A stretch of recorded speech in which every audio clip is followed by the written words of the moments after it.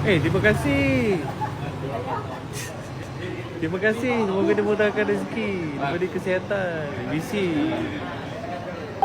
Takut. Siapa? Eh, Saya masuk tepi jap. boleh.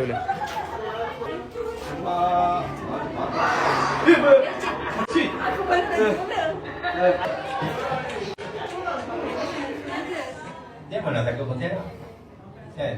Orang minyak pun dia cakap, apa ni orang hitam ni? Hitam sangat tu. Dia orang hitam, orang minyak dia kata kan. Okay, so please. Dia macam tu. Dia masuk kan. Menyeramkan lah.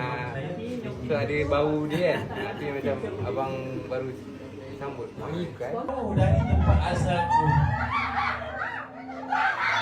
Di tanah asing, keseorangan,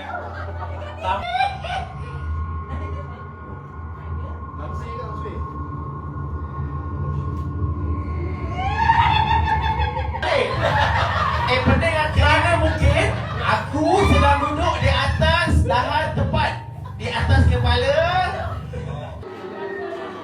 Cik, ni nak susu, Cik.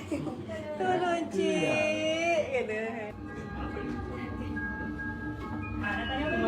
Dekat museum Kampung Ulu. Orang yang bilang dia suka pakai purple eh. Ghost Museum Kampung Ulu. Ni nak cendol ke? Kalau cendol kalau dia merah, dia kalau hitam ke?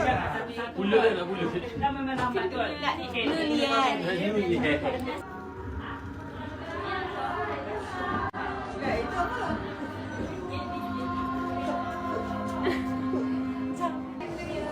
I feel it's always level paling rendah sini. Okey, mana pergi belakang? Belakang dia kita. Ya tu. Okey. Wali panas.